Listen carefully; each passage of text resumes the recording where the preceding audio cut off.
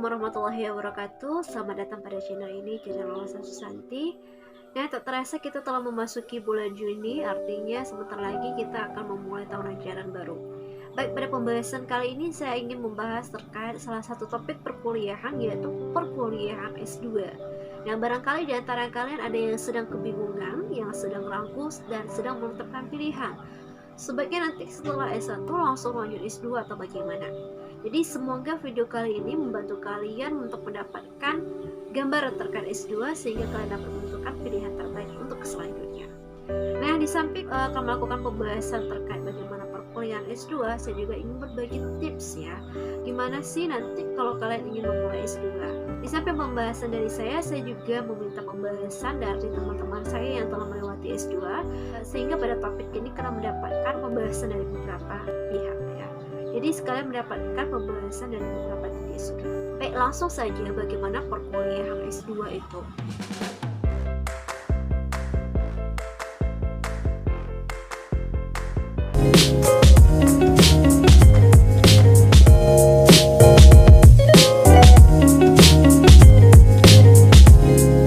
Nah, kalau menurut saya pribadi, yang pertama perkuliahan S2 itu lebih kepada pembelajaran mandiri dan kolaboratif ya.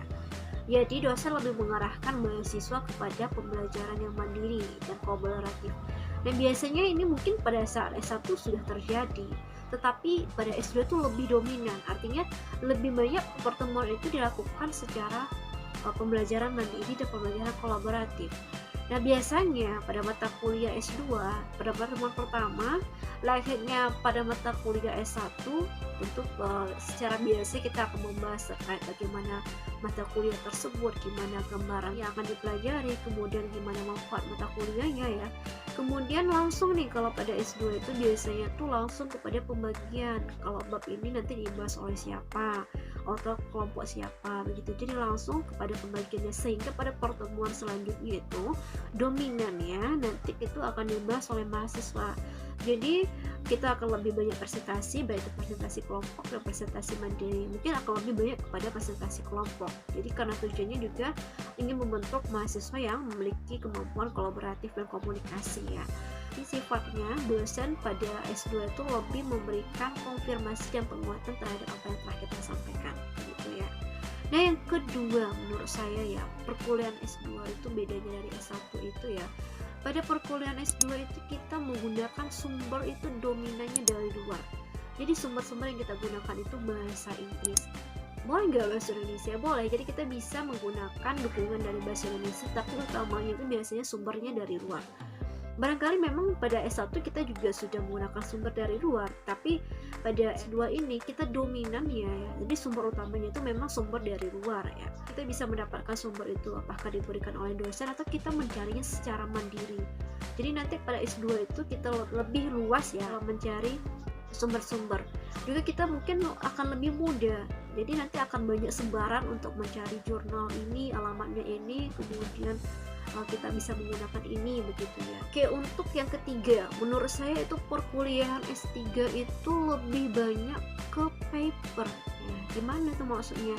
Jadi pas saat S2 kalian akan banyak menulis artikel. Jadi tugas-tugasnya itu nanti kalian akan lebih banyak itu untuk mereview jurnal. Jadi kalian akan berhubungan dengan jurnal, kemudian kalian akan diarahkan menulis paper.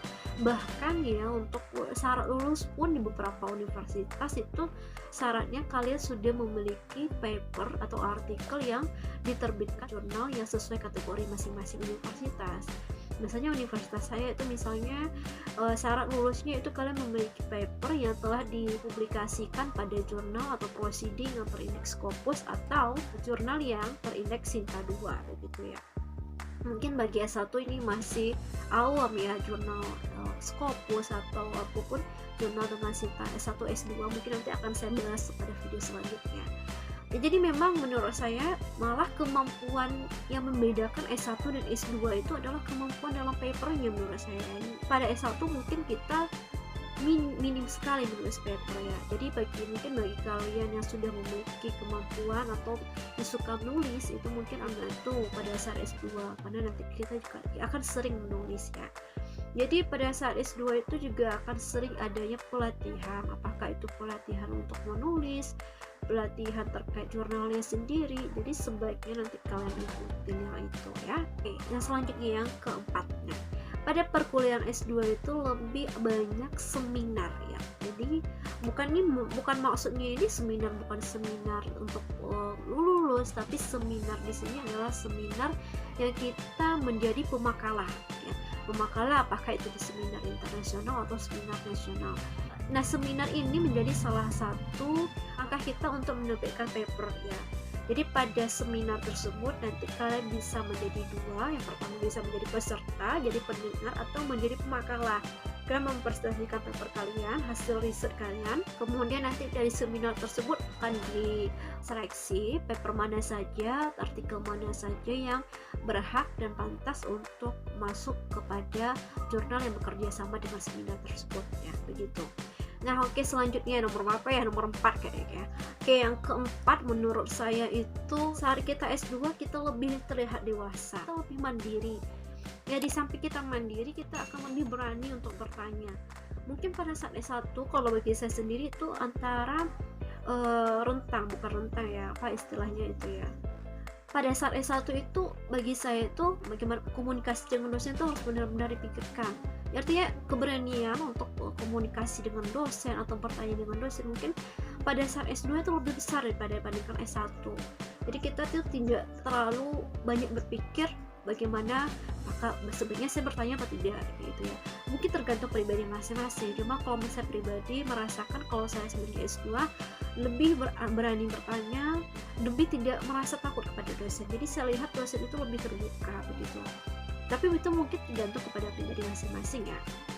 Kemudian ya, kalau S2 itu lebih minim mencontoh. Mungkin ya kita tidak bisa mengelak ya. Jadi memang pada saat perkuliahan pun mungkin akan ada istilah mencontek, tapi pada saat S2 itu ya menurut saya itu hasil yang kita dapatkan itu dominan yang memang hasil kita sendiri. Ya, kita bertanya kalau pada saat tugas ya biasa ya, sangat biasa dalam bertanya, tapi kalau pada saat ujian itu ada rasa malu kalau untuk mencontek di S2 kayak gitu. Oke, yang selanjutnya yang ke berapa? 5 ya. Yang kelima. Nah, yang kelima itu menurut saya di S2 itu kita akan lebih mudah untuk memperoleh nilai yang baik. Nah, kok bisa kayak gitu ya? Jadi di S1 misalnya di S1 apalagi misalnya di jurusan saya matematika, untuk mendapatkan misalnya 3,5 itu sudah harus bekerja keras ya. Tidak semua orang mudah mendapatkan 3,5. Tetapi S2 itu untuk mendapatkan 3,5 itu adalah hal yang biasa. Jadi banyak mereka yang dari S2 itu lulusnya itu dengan IPK 3,5 ke atas ya. Tapi mungkin ada juga yang di bawah itu. Selanjutnya yang keenam. Nah, ini. Nah, pada saat saya S1 itu dulu ya, di akhir saya S1 itu dulu beredar isunya kalau S2 itu 4 tahun. Nah, kalian pernah dengar nggak itu? Isunya S2 itu 4 tahun. Nah, begini ya teman-teman ya. Maksudnya itu 4 tahun itu maksimalnya. Jadi kalian bisa menempuh S2 itu maksimalnya 8 semester atau 4 tahun. Tapi normalnya itu adalah 2 tahun. Jadi kalian bisa menyelesaikan S2 itu 2 tahun. Bahkan ada yang juga bisa menyelesaikannya 1,5 tahun mungkin paling cepat ya. Dan maksimalnya itu 4 tahun. Jadi bukan berarti maksudnya kita kuliahnya 4 tahun, tapi itu maksimalnya perkuliahan yang kita bisa tempuh adalah 4 tahun. Jadi kita normalnya itu kuliah 2 tahun, jadi SKS kita tuh sedikit, jauh lebih sedikit dibandingkan S1. Saya lulus di S2 dengan SKS 42 SKS dengan 4 semester. Jadi satu semester itu kita cuma membahas 13 SKS atau 12 SKS atau 14 SKS. Artinya itu kalian kuliah itu nggak banyak ya.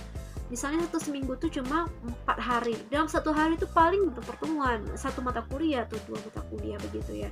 Jadi kalian harus pandai-pandai membagi waktu sampai kalian terlena dengan waktu luang yang ada. Oke, itu gambaran dari saya. Oke, kita lihat dan dari yang lainnya. Oke, silakan dari teman-teman saya. Halo, assalamualaikum warahmatullahi wabarakatuh. Perkenalkan, nama saya Rahmita Sari. Saya sudah menyelesaikan S2 di Kajian Budaya dan Media, Manajemen Informasi Perpustakaan di Universitas Gadjah Mada, Yogyakarta. Saya akan menjawab pertanyaan yang pertama, perbedaan perkuliahan S1 dan S2 menurut saya. Nah, menurut saya itu kalau di UGM ya, kalau di S1 itu materi maksudnya masih dikasih secara keseluruhan, terus mahasiswa mempresentasikan atau menyampaikan materi kembali gitu, atau menggali-gali ke materi yang telah diberikan.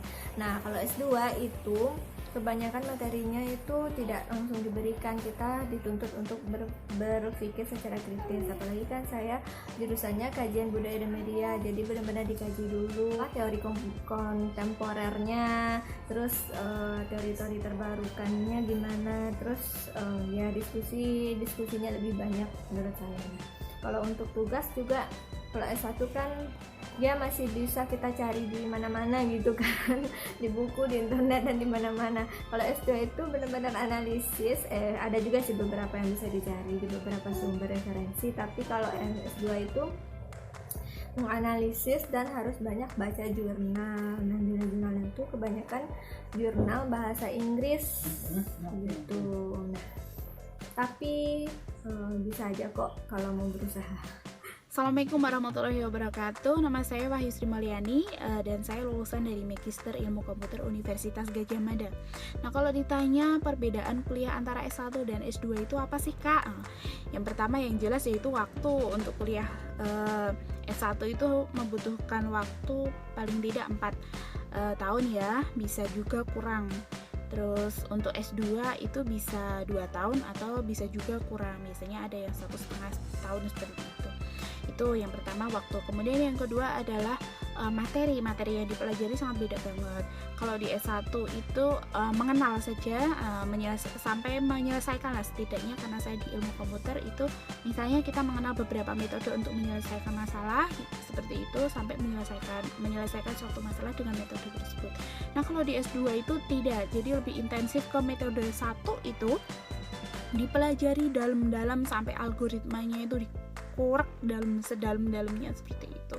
Selain itu juga ternyata masih ada penambahan metode, karena saya merasakan kok ternyata banyak ya metode yang harus dipelajari di ilmu komputer ini. Jadi saya banyak mendapatkan metode-metode baru di S2 ini untuk menyelesaikan masalah seperti itu. Kemudian yang ketiga itu beban kuliahnya itu, karena di S2 itu lebih singkat ya, jadi memang lebih padat seperti itu. Jadi kalau di S1 kita masih bisa bikin video TikTok.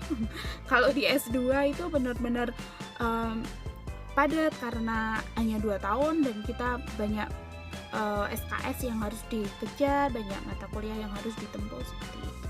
Menurutku kalau perbedaan S1 dan S2 itu, kalau yang pertama ya dari segi perkuliahannya aja. Kalau menurutku dari segi perkuliahannya itu nggak beda jauh dari S1. Jadi kita emang selalu dituntut untuk belajar mandiri, kemudian banyak diskusi sama teman-teman, kemudian presentasi, ngumpulin referensi sendiri. Jadi menurutku kalau dilihat dari cara perkuliahannya itu nggak beda jauh dari S1. Kemudian yang kedua, kalau menurutku yang beda banget dari S1 itu tentang referensi. Nah, jadi dulu waktu aku S1 itu referensi yang aku gunain itu masih sekedar buku-buku yang sering dipakai, maksudnya buku-buku terbitan orang Indonesia gitu ya,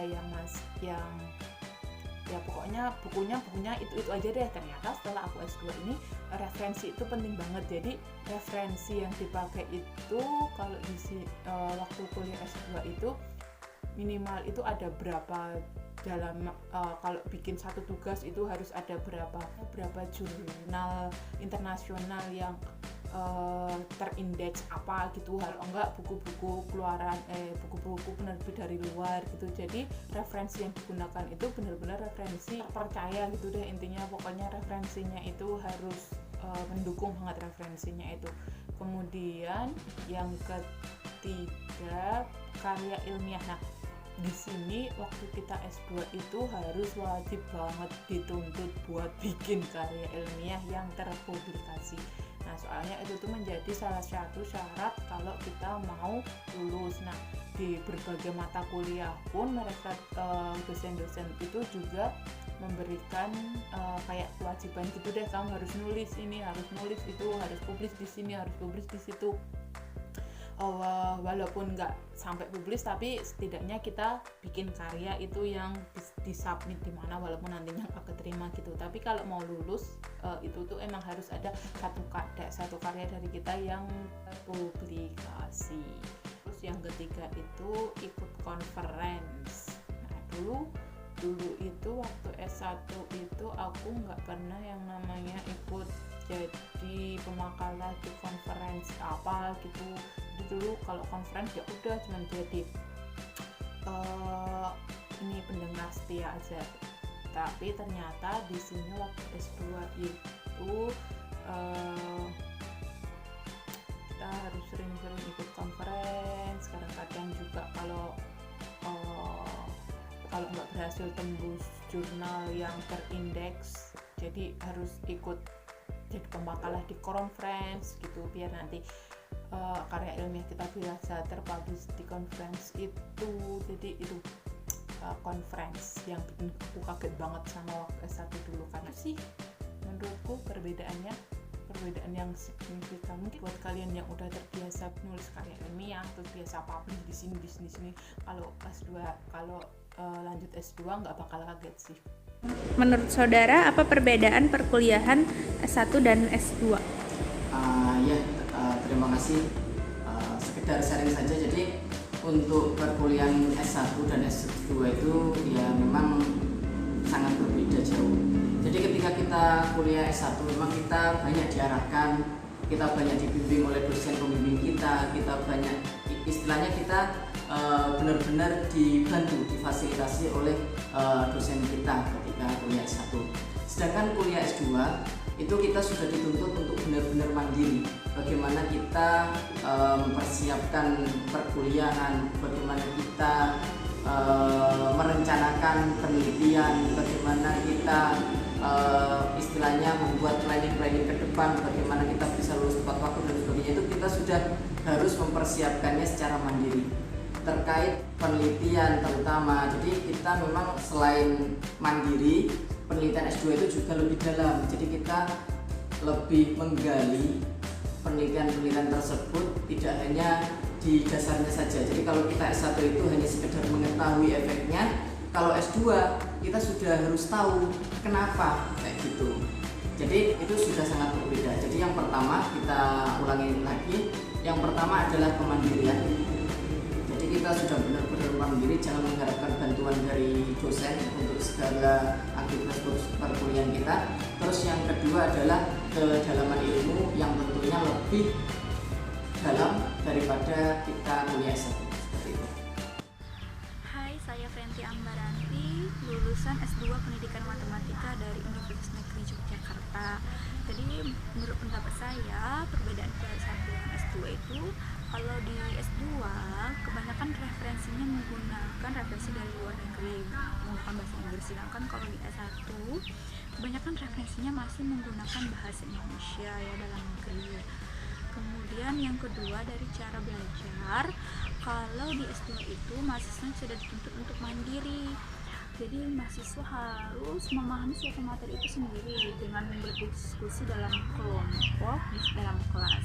Sedangkan kalau S1 si dosen masih ikut campur dalam cara mahasiswa untuk memahami materi. Jadi seperti saat SMA, si dosen memberikan materi, kemudian mahasiswa mencatat dan memahami, dan kemudian ada juga ditambahkan dengan sedikit diskusi.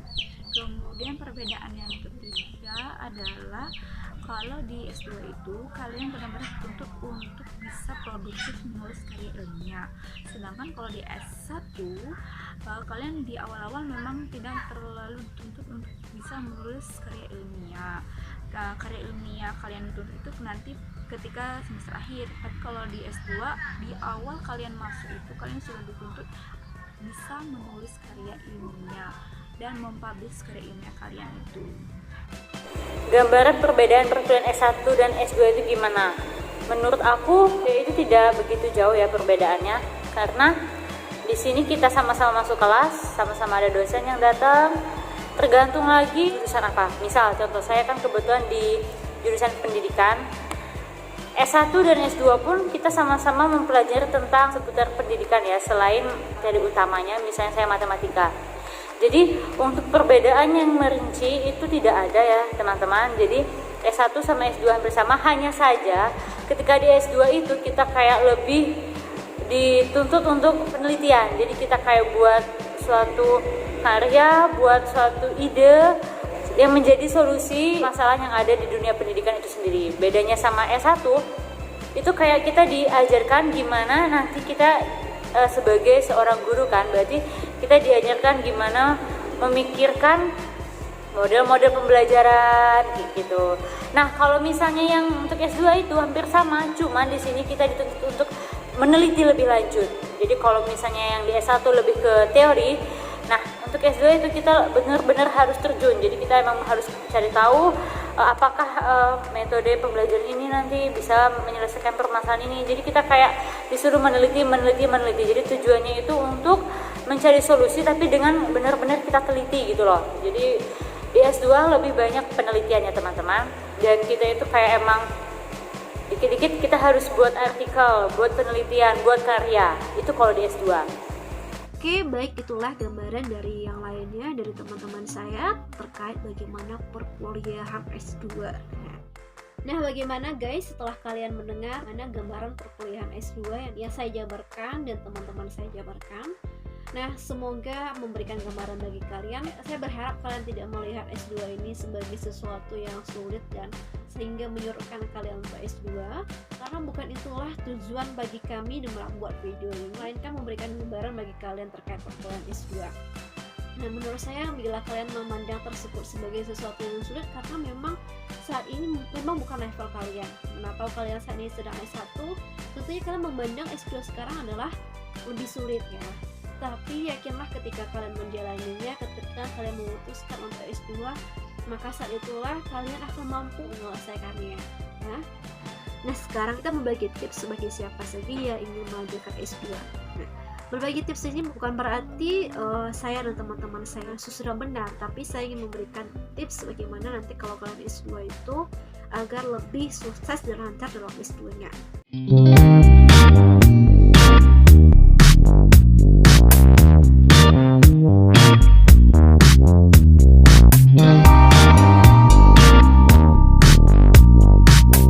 Pertama adalah luruskan niat ya. Jangan jadikan S2 itu hanya sebagai jalan bagi kalian, misalnya kalian belum dapat pekerjaan ya udah cari aman S2, jangan ya. Ya itu mungkin bisa jadi sebagai alternatifnya, tapi jangan hanya sekedar kalian ya udahlah toh saya juga iseng, no ya. Big no ya. Jadi kalian harus luruskan niat ya. Kalau kalian memutuskan S2, berarti kalian memutuskan benar-benar akan menyelesaikan ini dengan baik. Kalian harus mencantumkan itu ya. Setiap apa yang telah kalian mulai, kalian harus bertanggung jawab untuk menyelesaikannya dengan baik. Biasanya nih ya, saya setiap semester itu menuliskan jadwal perkuliahan ya. Kemudian saya juga menuliskan satu kalimat yang harus saya ingat. Bahkan kalimat ini pun saya sering tuliskan di buku-buku catatan saya ya. Yaitu don't stop when you tired, but stop when you have completed or you started ya. Jadi maksudnya begini, kamu tidak boleh berhenti ketika kamu merasa kamu sudah lelah, tapi kamu hanya boleh berhenti ketika kamu benar-benar telah menyelesaikan apa yang telah kamu mulai. Artinya ketika kamu memutuskan untuk S2, kamu berkewajiban untuk menyelesaikan S2 kamu tersebut dengan baik ya.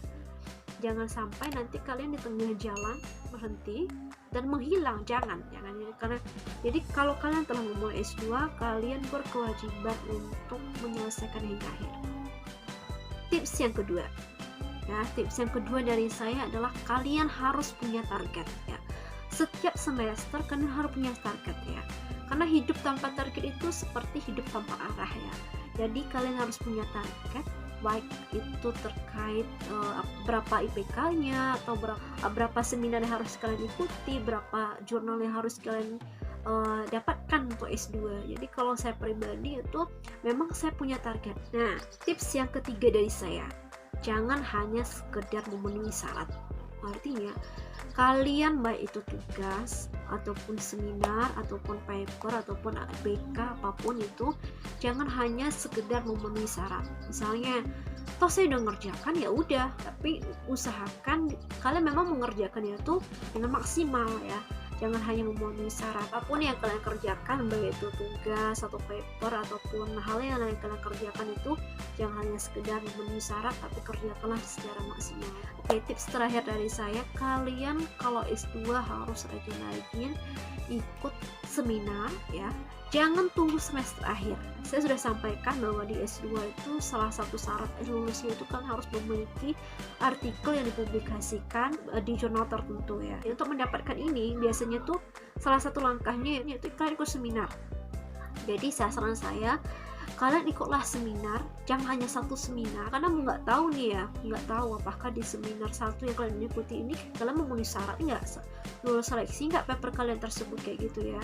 Jangan tunggu semester akhir untuk ikut seminar, jangan baru berpikir di semester 3.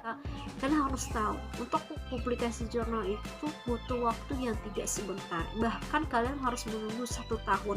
Artinya kalian tidak boleh ikut seminar hanya di semester akhir kalau kalian memang ingin lulusnya 4 semester ya. Jadi menurut saya, kalau kalian memulai S2, pikirkanlah ikut seminar dari misalnya minimalnya semester 2, itu minimalnya ya, sebaiknya malah semester 1, tapi setidaknya minimalnya kalian tak memikirkan tersebut di semester 2 ya. Oke, itu tips dari saya, itu gambaran dari Sento S2. Saya memberikan gambaran, memberikan tips bukan berarti saya adalah yang terbaik, tapi ini adalah dalam rangka saya ingin memperbaiki kebaikan ya. Jadi semoga bagi siapa saja yang mau S2, semoga lancar S2-nya lebih baik ya, dari yang sudah ada jadi yang lebih baik. Nah, itu tips dari saya. Kita lihat gimana tips dari teman-teman saya.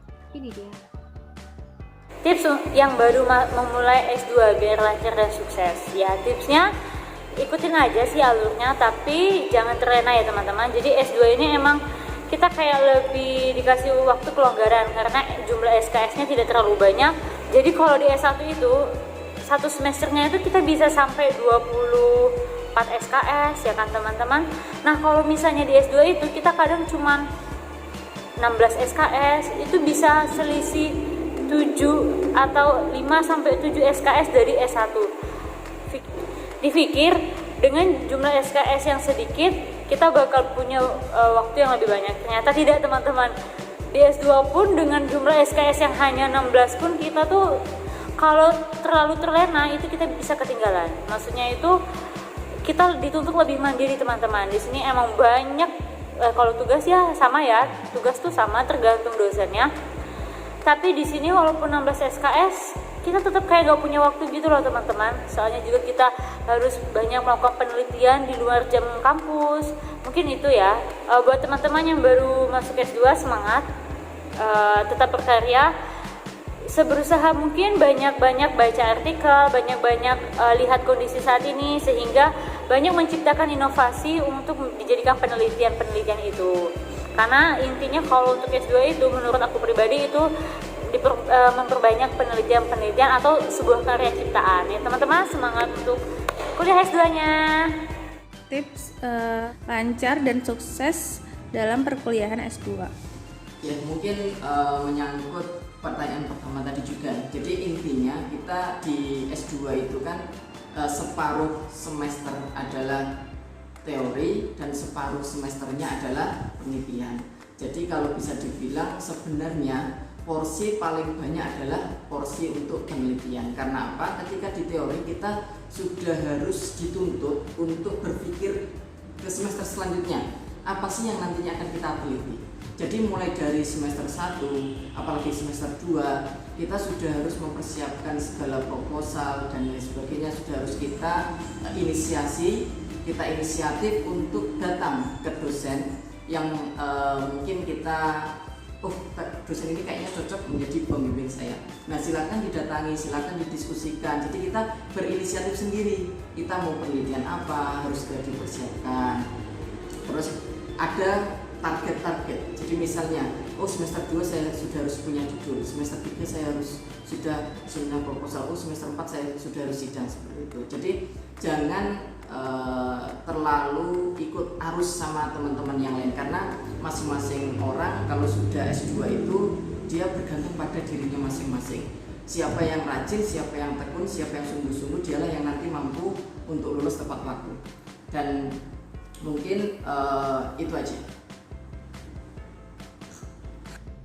Nah, kalau ditanya tipsnya apa sih biar lulusnya tepat waktu setidaknya gitu ya. Nah, kita harus fokus. Jangan karena waktunya sangat singkat banget, yaitu 2 tahun. Jadi kita harus benar-benar memfokuskan apa yang harus kita kerjakan sekarang. Kemudian jangan sampai mengulang mata kuliah yang sudah dijelaskan oleh dosen di dalam kelas. Jadi kita kalau di dalam kelas ya harus fokus dengerin apa yang harus yang dijelaskan dosen. Kemudian di rumah itu kita tinggal apa istilahnya kayak oh ini tadi yang dibahas ini, kemudian kalau ada masalah solusinya dengan apa yang telah diberikan dosen tadi apa, atau lebih dalam, jadi nggak mengulang lagi nggak apa ya yang tadi disampaikan gitu. Jadi kita harus fokus, jangan kebanyakan nonton film, ini yang paling penting karena banyak diantara teman-teman, mohon maaf ya, itu yang dia terlalu santai mengejalanin S2 ini, akhirnya tahu-tahu sudah 3 tahun, tahu-tahu sudah 2 tahun. Dia selama ini kemana? Ternyata banyak mainnya, nge-mall, kemudian nonton film dan hal-hal yang bikin kita nggak fokus, hanya ingin seneng-seneng aja istilahnya seperti itu. Jadi kita harus benar-benar yang namanya itu harus kerja keras karena waktunya juga cuma 2 tahun seperti itu.